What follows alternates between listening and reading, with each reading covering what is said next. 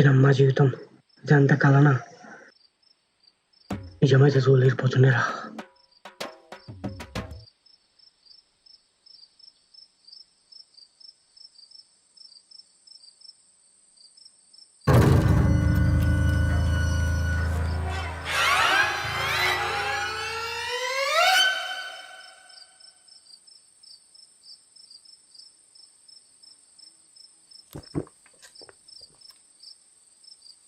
ఇప్పుడు ఇది చెప్తామా వద్దా?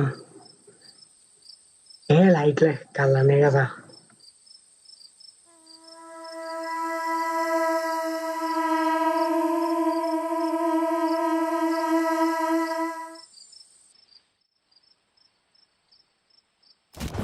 కుంపది సినిమాకాయ దొక్కిన దాని మాత్రం కాదు కదా. అయితే దానికి ఎందుకు అయితేలే ఎంత కన్నే కదా. అలసిపోయి చేసాం.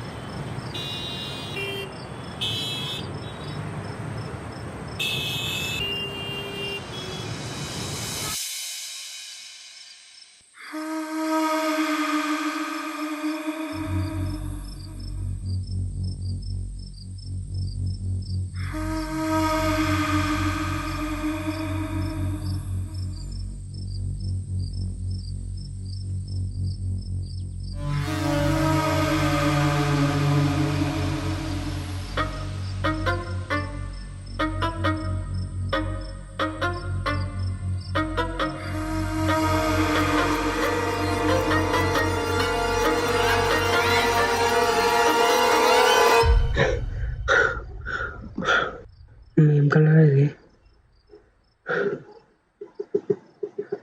ఇదంతా నిమ్మకాయ వల్లనే అనుకుంటారు. ఒకసారి అని పోయి చెప్తాం ఈ కలర్ గురించి. నచ్చల్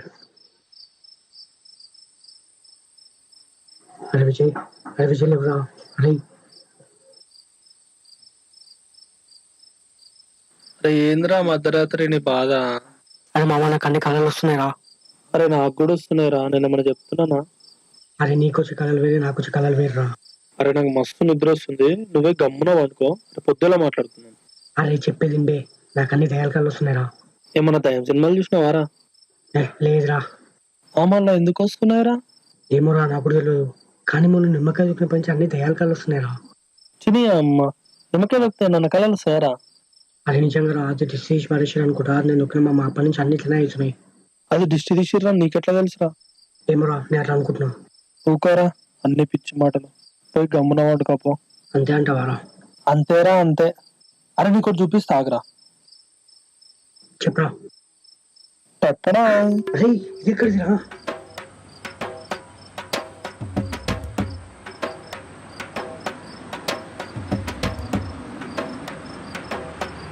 నిమ్మకాయ జ్యూస్ తీసుకుంటా కదా.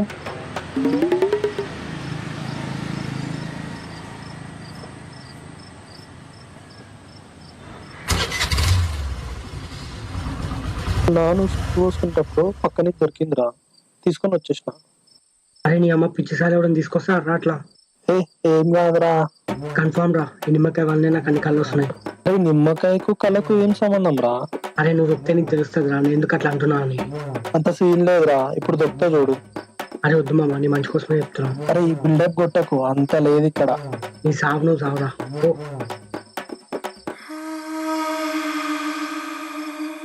అరే చూసినావా, ఇప్పుడే దొక్కినా, నాకేమన్నా అయిందా? అరే ఇవన్నీ ఉట్టి మాటలేరా, అసలేం కాదులే గానీ నువ్వే గమ్మున వండుకుపోరే, పొద్దుగాల మాట్లాడుకుందాం. వీడు ఇంతగానం బిల్డప్ కొడుతుంది కానీ ఏమన్నా అవుతుందా? లైట్లే, మనల్లో ఎవరు రాపేది.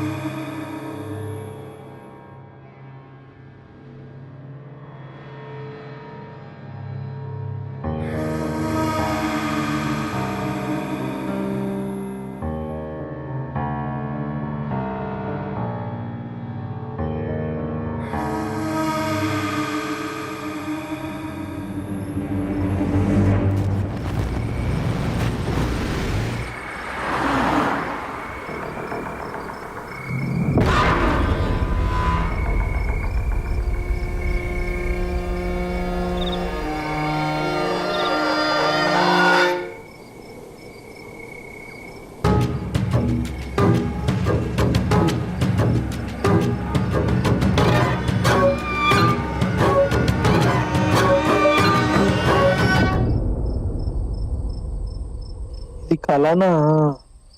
ఇప్పుడు మనం చెప్తామా వద్దా? అమ్మో చెప్తుంది. ఏ ఇది కలరా పోయి అమ్మాయి ఏం కాదు.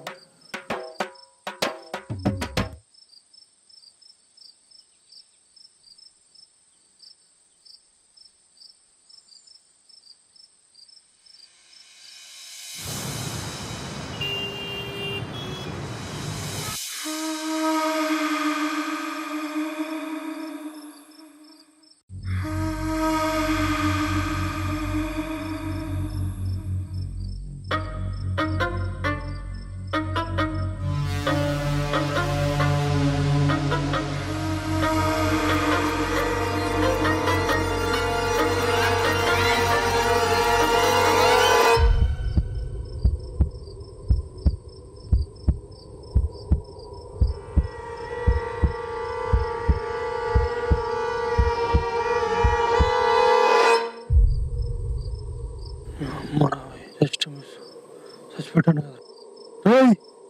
ఎవడ్రా నా మీద కూర్చుంది? ఎవడు నిన్నాడారా?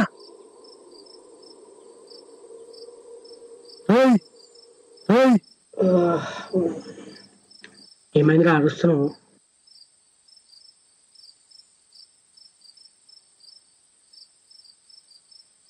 అరే మామ ఆ నిమ్మకాయలు ఏదో ఉందిరా. నవ్వుతావేంట్రా పిచ్చిసాలే. చెప్పినప్పుడు నమ్మాలి, లేకపోతే ఇట్నే ఉంటది. సర్లేరా నాయన, ఇప్పుడు నమ్మినా. మరి ఇప్పుడు ఏం చేద్దాం రా? అరే మామ నాకు తెలిసిన ఫ్రెండ్ ఒకటి ఉన్నాడు రా, దీని గురించి మనకు బాగా ఐడియా ఉందిరా. అంటే రేపు పిలుస్తా మామ. సరే మామ, రేపు వాడిని రమ్మను. ఆ నిమ్మకాయలు లేదో ఇల్లు లేదో చూసేద్దాం.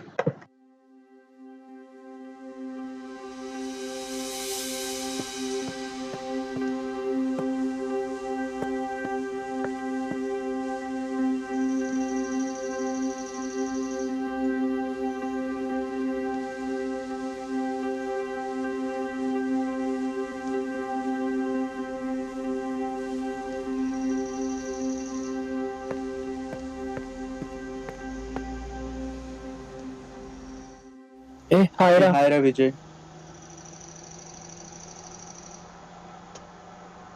అరే మామ వీడు నా ఫ్రెండ్ సాయిరా. Hi bro. చెప్పరా ఏంది ఊకే ఫోన్ చేసి దొబ్బేస్తున్నావు, ఏంది నీ బాధ? అరే మామ ఒక ప్రాబ్లం వచ్చిందిరా. అవును, పెద్ద ప్రాబ్లం బ్రో అది. చెప్పరా ఇప్పుడు ఏమైంది? ఒక్క నిమిషం రా.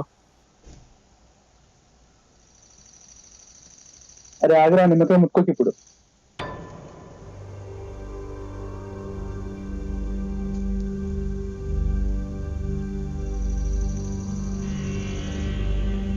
ఎందుకురా? అది దిష్టి తీసిరా, అది ముట్టుకోకు. నీకైతే తెలుసు బ్రో. బ్రో ఆ నిమ్మకాయ కంటే పసుపు కుంకుమ చూస్తే తెలుస్తుంది బ్రో. నువ్వు కిరాకు మామ. మొత్తం మీ వల్లనే బ్రో. ఆ రోజు నిమ్మకాయ దొరికిన పంచిన కానీ దయాలు కళ్ళు వస్తున్నాయి. కానీ ఏ మాత్రం పిచ్చపోరా, నిమ్మకాయ వేసుకొని చూపులేసుకో. అరే నాకేం తెలుసురా అది దిష్టి తీసిరని. నేనేదో జ్యూస్ చేసుకుందామని కకృతి పడ్డా, అంతేగాని ఇట్లా అవుతుందని నేనేమైనా ఎక్స్పెక్ట్ చేసినారా? రాత్రిలో అయితే చాలరా, అన్ని దయ్యాల కళలు వస్తున్నాయి. ఏం చేయాలో అర్థమైతలేరా, అందుకే నేను పిలిచిన. దాన్ని నేనేం చేస్తారా? అంటే మన సొల్యూషన్ చెప్తామని పిలిచినరా. బ్రో నిజంగా ఈ నిమ్మకాయ దొరికిన పంచి ఫుల్ టార్చర్ ఉంది బ్రో. ఏదైనా సొల్యూషన్ అంటే చెప్పు బ్రో. అరే మొన్న ఏమైందంటే రాత్రి నా మీద కూడా వండుకున్నట్టు, నా కాళ్ళజీతలో కూడా పట్టుకున్నట్టు మాట్లాడదామంటే మాట కూడా రాలేదురా. ఇక చూడు నాకు సుస్సు పడ్డదిరా. ఇది కూడా నిమ్మకాయ వల్లనే రా. అరే ఒకదానికి ఇంకో దాంతో ముడివేటకు. నువ్వు చెప్పిన దాని ప్రకారం చూస్తే అది స్లీపింగ్ పెరాలిసిస్. అంటే ఏందిరా? అంటే ఇప్పుడు మన బ్రెయిన్ ఏదైనా ఇన్సిడెంట్ గురించి పదే పదే థింక్ చేస్తే అది కాన్షియస్ స్టేట్ నుంచి సబ్ కాన్షియస్ స్టేట్ కి వెళ్తుంది. అప్పుడు ఎఫెక్ట్ అయ్యేదే ఈ స్లీపింగ్ పెరాలిసిస్. సింపుల్ గా చెప్పాలంటే మన బ్రెయిన్ ప్లే చేసే ఈ సింపుల్ ట్రిక్ స్లీపింగ్ పెరాలిసిస్. అంటే దేవుడి దయ్యం లేదంటావా? ఇప్పుడు నేను దేవుడు దయ్యం లేదని చెప్పట్లే, అలాగే ఉందని కూడా నేను చెప్పట్లే. అది ఒక energy, either positive or negative. అది ఏ ఫామ్ లోనైనా ఉండొచ్చు. ఇప్పుడు మీరు చెప్పే నిమ్మకాయ కూడా అది కూడా ఒక నెగటివ్ ఎనర్జీ అయి ఉండొచ్చు. ఇప్పుడు ఏం చేయాలి బ్రో? ఒకటి బ్రో, చిన్నప్పుడు మనకు హెల్త్ బాగాలేకపోతే ఇంట్లో వాళ్ళు దిష్టి తీసి మూడుతో వాళ్ళ దగ్గర పడేస్తారు. అప్పుడు మన హెల్త్ మంచిగా అయిపోతుంది. ఇప్పుడు మీకు దొరికిన నిమ్మకాయ కూడా అలాంటిదే. ఇప్పుడు మీరు ఏం చేస్తారంటే ఆ నిమ్మకాయ ఎక్కడికి వెళ్ళి తీసుకొచ్చారో అక్కడనే పడేయండి, అప్పుడు ప్రాబ్లమ్ సాల్వ్. అరే నువ్వు కిరాక్ ఐడియా ఇచ్చినవరా. Super idea bro. కిరాక్ అసలు. ఇప్పుడే పోయి పడేస్తాం ఆ నిమ్మకాయ. సరే బ్రో, మరి ఇక నేను వెళ్ళేసి వస్తాను. ఏమంటే థ్యాంక్స్ మామా. బాయ్ రా. ఓకేరా, బాయ్ బ్రో. అరే నర్రా పోయి పడేసిద్దాం.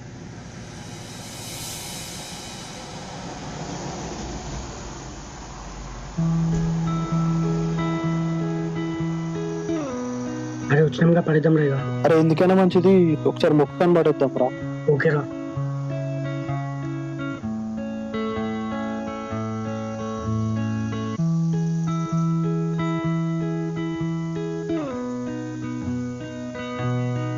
మా పీడ పోయిందిరా.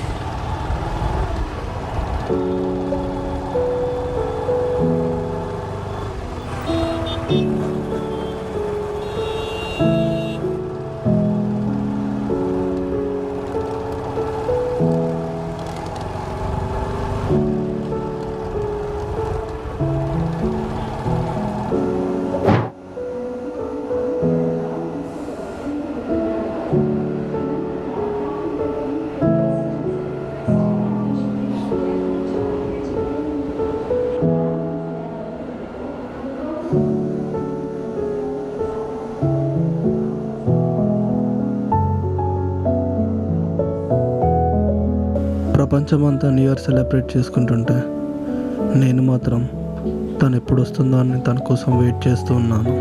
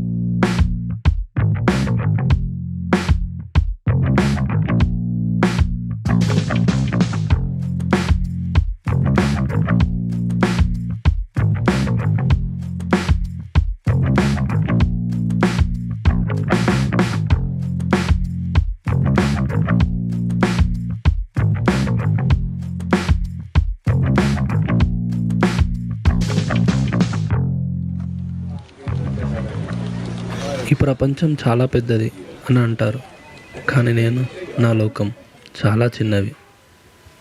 పొద్దున్నే లేవడం, ఆఫీస్కి వెళ్ళడం, రావడం, ఇదే నా బతుకు.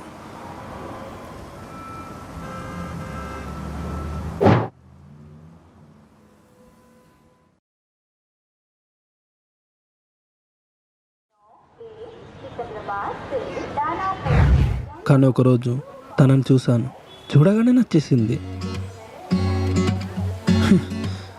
ఎవరున్నా లేకపోయినా తనుంటే చాలనిపిస్తుంది. మళ్ళీ చూసేసరికి వెళ్ళిపోయింది. మళ్ళీ ఎప్పుడు కనిపిస్తుందో తెలియదు.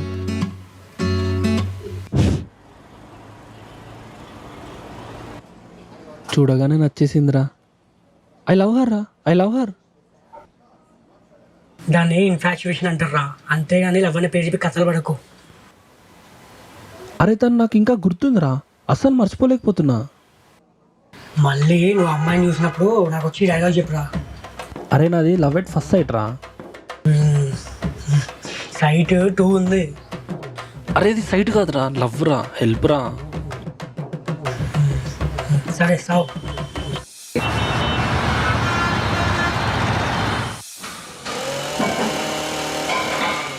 అరే పొద్దు పొద్దుగా ఏందిరా ఈ సౌండ్? ఇందులో కొత్తగా వచ్చారా, సామాన్ షిఫ్ట్ చేస్తారు. అమ్మ ఏం లొల్లిరా.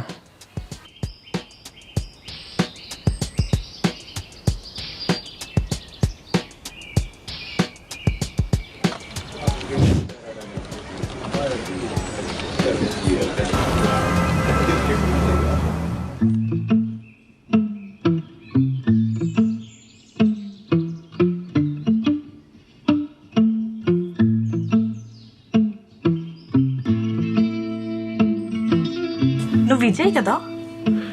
ఏమైంది ఇక్కడ? తనకు నేనెలా తెలుసు? Hello Vijay, hi hi. Are you okay? Super, fantastic. ఎలా ఉన్నావు? ఏం చేస్తున్నావు? నన్నేనా? ఏ పిచ్చి, నిన్నే. నీకు నేనెలా తెలుసు? గౌతమ్ జూనియర్ కాలేజ్లో నువ్వు మా సీనియర్. మన కాలేజీలో ఉన్నప్పుడు లవ్ చేస్తే బాగుండు. బాగానే ఉన్నావా నువ్వు? సూపర్ ఉన్నా. ఇప్పుడు ఏం చేస్తున్నావు? ఏదో చిన్న జాబ్. అవునా, నువ్వు కాలేజ్లో ఉన్నప్పుడు షార్ట్ ఫిల్మ్ తీసేవాడివి కదా, అది చూసి నువ్వు పెద్ద డైరెక్టర్ అవుతావు అనుకున్నా. అదంతా అప్పుడు, ఇప్పుడంతా మారిపోయింది. ఎందుకలా? డైరెక్టర్ అవ్వడం అంటే అంత ఈజీ కాదు. ఫస్ట్ డబ్బులు ఉండాలి, సెకండ్ సపోర్టర్స్ ఉండాలి, థర్డ్ నేను డైరెక్టర్ అయ్యేంత వరకు నన్ను పోషించే ఒక మనిషి ఉండాలి. అవేం లేనప్పుడు మూసుకొని పని చేయాలి. ఇప్పుడు నేను అదే చేస్తున్నా. డోంట్ వరీ విజయ్, నీకు కూడా మంచి రోజులు వస్తాయిలేబ్బా.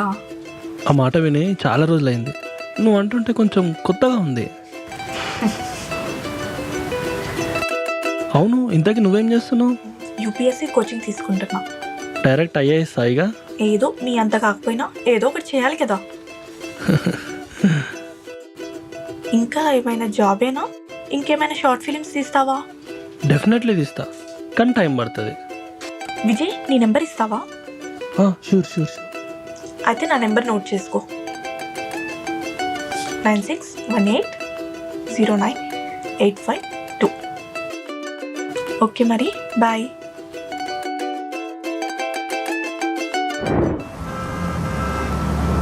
రూమ్ కింద రెంట్కి వచ్చింది తనేరా?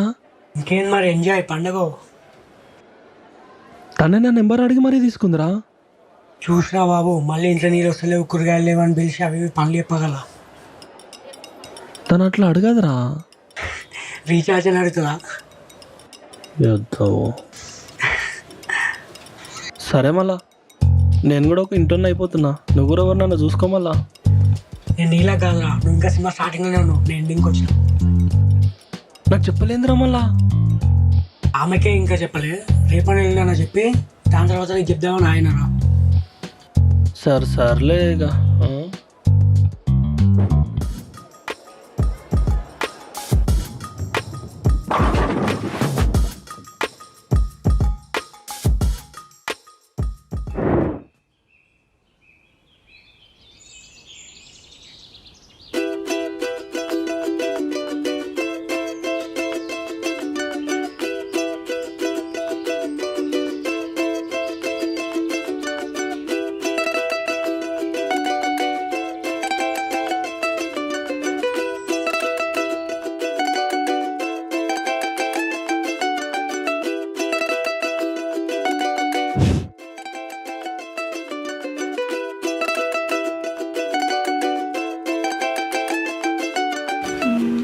ఈ టైంలో ఈ విషయం అడగాలా వద్దా?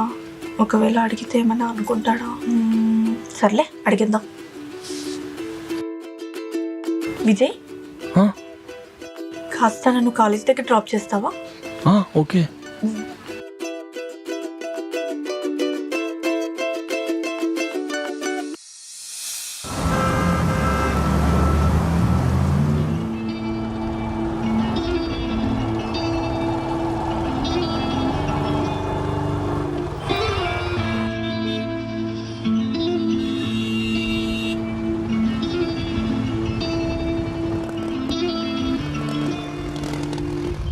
బాయ్.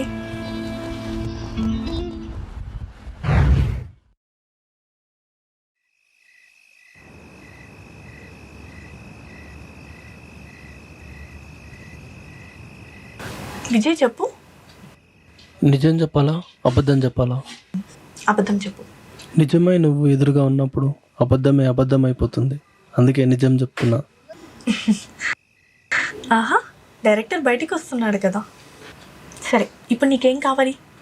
అంటే నీ బర్త్డే కదా, ట్రీట్ ఏమన్నా ఉందా లేదా అని. ఛీ, ఇది అడగడానికి పిలిచావా? లేలే ఒట్టిగన్నా. ఇప్పుడు నిజం చెప్తా. సరే చెప్పు. లయా, నీకు విషయం చెప్తా, తప్పుగా అనుకోవద్దు. నేనేం అనుకోను కానీ చెప్పు. నేను ఈ మాట ఇంతవరకు ఎవరికి చెప్పలేదు. ఫస్ట్ టైం నీతోటే చెప్తున్నా. నువ్వంటే నాకు చాలా ఇష్టం లయా. ఎంత ఇష్టమో చెప్పలేను కానీ అంత ఇష్టం. I love you Laya. నేను కూడా నీకు విషయం చెప్పాలి విజయ్. ఎప్పుడైనా అబ్బాయిలకి మాత్రమే అమ్మాయిల మీద క్రష్ ఉంటుందా? బై చేంజ్ మా అమ్మాయిలకి అబ్బాయిల మీద క్రష్ ఉండదా? కానీ మేము చెప్పాము. మనం కాలేజీలో ఉన్నప్పటి నుంచే నువ్వంటే నాకు ఇష్టం. కానీ నీకు ఎప్పుడు చెప్పలేదు. మళ్ళీ నిన్ను కలుస్తానో లేదో అనుకున్నాను. కానీ నిన్ను చూశాక నీతో మాట్లాడాలనిపించింది. నీకు తెలియకుండా నిన్ను చూసేదాన్ని. అసలు నేను ఎప్పుడూ ఇలా లేను. కానీ ఒక్కటైతే చెప్పగలను విజయ్, నాకు తెలియకుండానే నేను నీతో ప్రేమలో పడిపోతాను అని అనుకోలేదు. కానీ పడిపోయాను.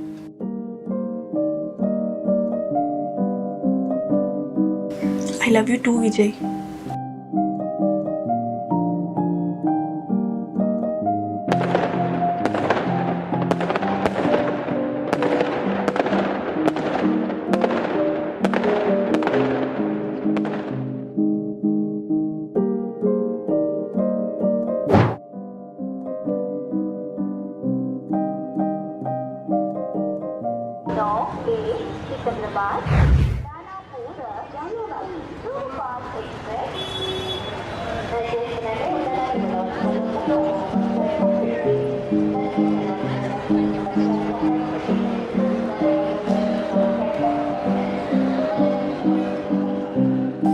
ఇప్పుడు అవసరమో నువ్వు విలేజ్కి వెళ్ళడం?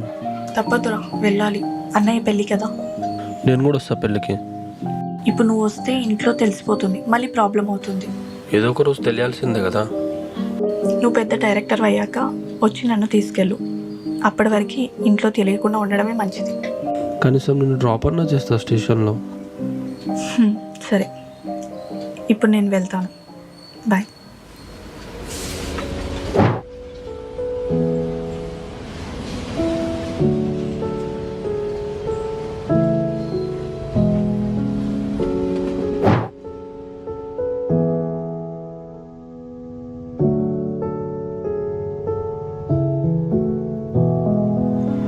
తనని చూడడం ఇదే ఆకర్షణం అని నాకు తెలియదు.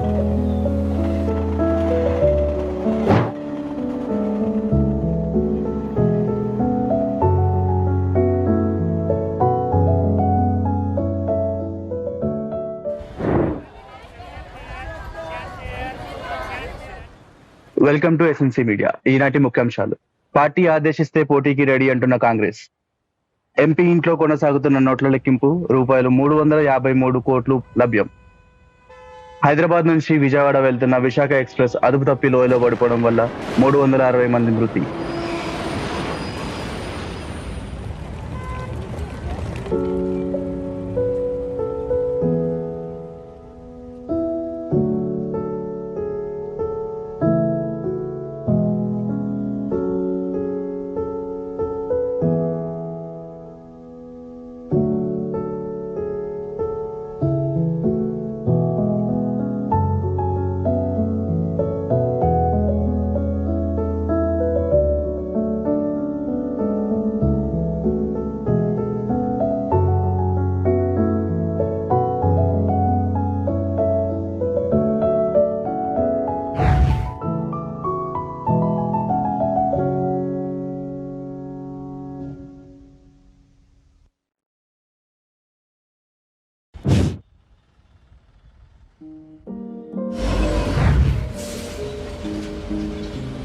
నేను వచ్చేంత వరకు నా కోసం ఎదురు చూస్తుంటావా Vijay?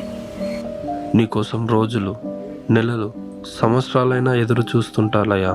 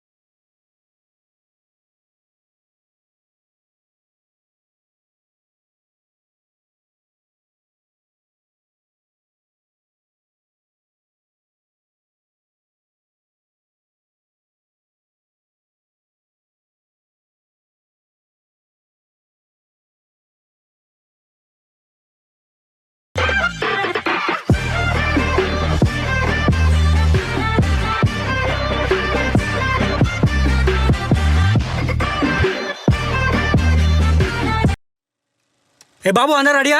Ready sir. Okay, lights camera action. ఓ రికార్డింగ్ స్టార్ట్ చేస్తావా? ఆల్రెడీ స్టార్ట్ చేశాను సార్, రికార్డ్ అవుతుంది.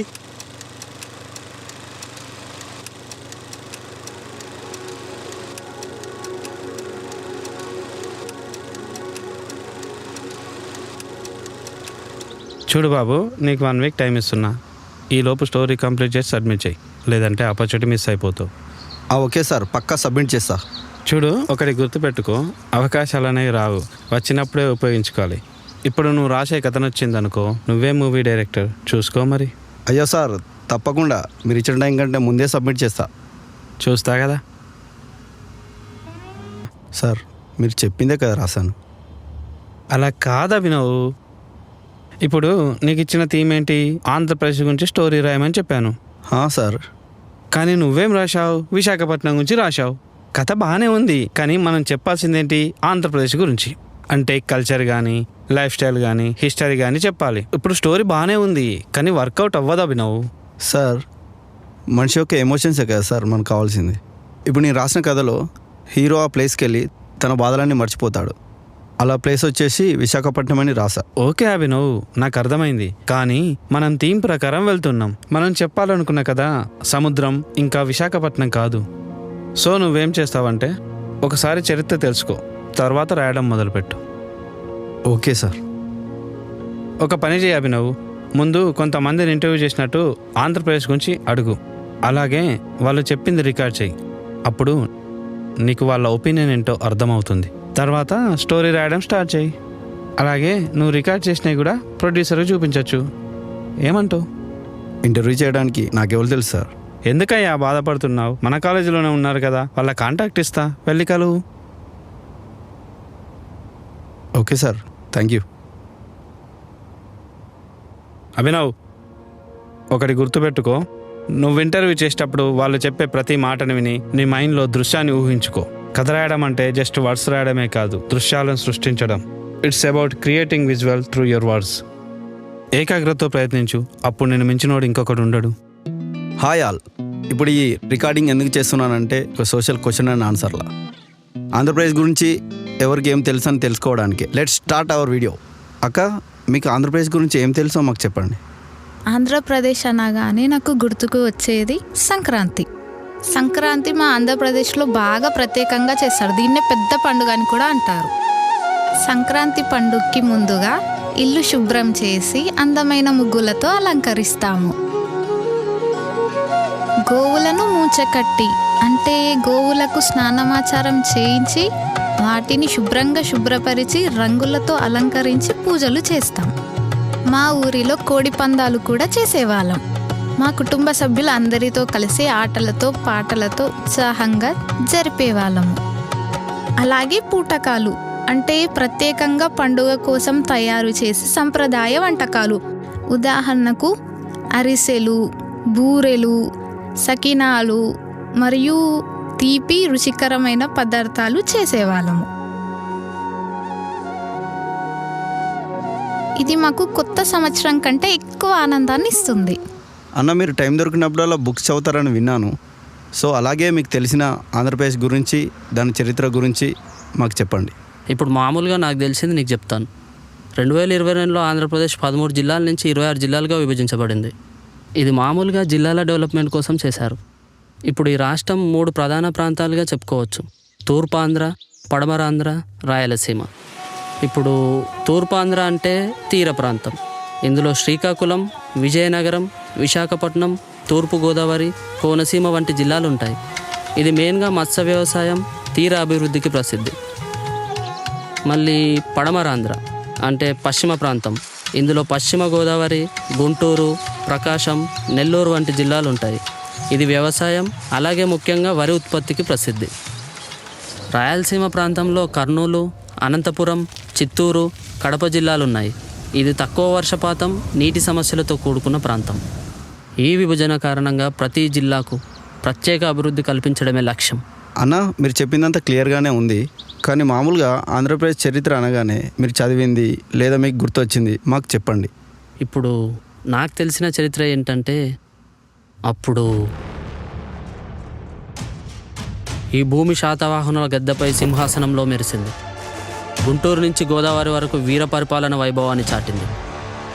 ఆ తర్వాత చాణక్యులు, కాకతీయ సామ్రాజ్యం ఆంధ్ర చరిత్రలో స్వర్ణయుగాలను రాశారు. విజయనగర సామ్రాజ్యం ఆంధ్రుల గర్వకారణం.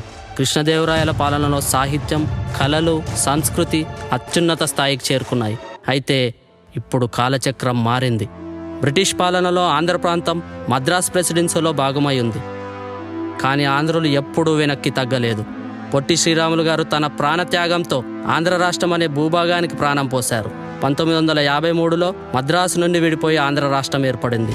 1956లో భాష ఆధారంగా ఆంధ్రప్రదేశ్ రాష్ట్రం ఏర్పడింది. ఇది తెలుగువారి గౌరవానికి ప్రతీకగా నిలిచింది. కానీ 2014లో తెలంగాణ విడిపోయింది. ఆంధ్రప్రదేశ్ ఈ విభజనను స్వీకరించి కొత్తగా అభివృద్ధి దిశగా అడుగులు వేస్తుంది.